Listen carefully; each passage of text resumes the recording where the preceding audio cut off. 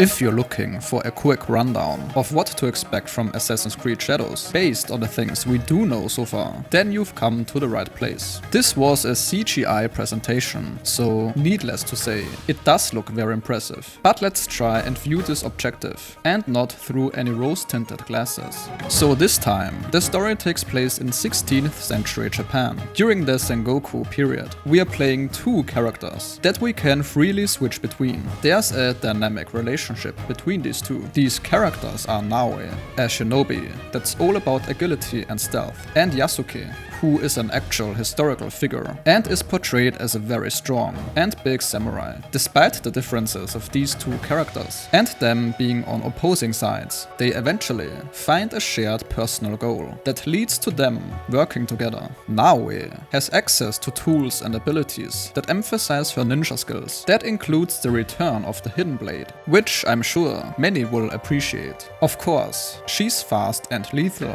but she does struggle with direct combat. And that's where Yasuke shines, of course, who arrived in Japan and became a samurai under Oda Nobunaga. With Yasuke being a powerful samurai in this game, his combat style is very direct and aggressive. We saw him use a heavy weapon called kanabo.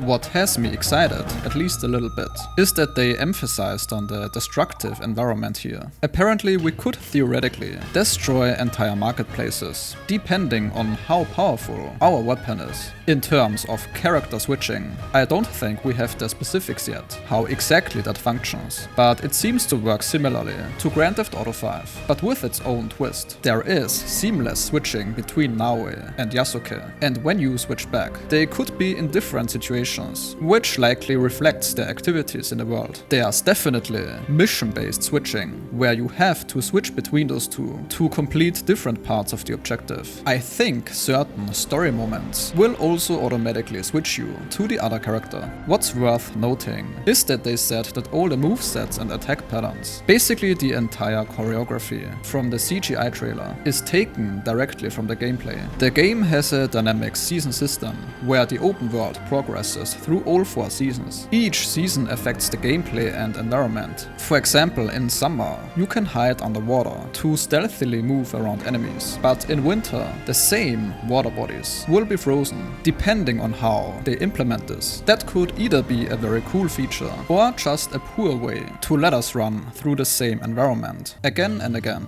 These changing seasons and dynamic world should fit well with the story. If these features seem out of place or don't affect the story and gameplay much, I could see them feel like unnecessary additions. The total scale of the game seems to be on the massive size. They've taken around 4 years to develop this, which is significantly longer than Odyssey or Valhalla, where they clearly favored quantity over quality. Now what's thankfully changing though, is that stealth will have a much bigger focus here. We have seen this in Mirage, where they wanted to go back to the roots, with all the focus on stealth and assassinations, and they did partly succeed. But since Mirage wasn't supposed to be a standalone game, but instead a DLC, the game felt more like a taste of what's to come in future Assassin's Creed games. In this case, Shadows is, I would say, the first game that will demonstrate whether Ubisoft has done a great job at implementing the feedback players have wanted for years. When you take a look at the grappling hook, for example, its purpose doesn't seem to be restricted just for flashy moves and assassinations, but it allows us to be a bit creative, since we can reach areas that are otherwise unreachable. We'll definitely have to wait for some actual gameplay before we can come to any kind of conclusion here, but there are these bits and pieces that, to me at least, indicate that Ubisoft may be on the right track here. Drop a like if this helped you out, and I'll see you next time.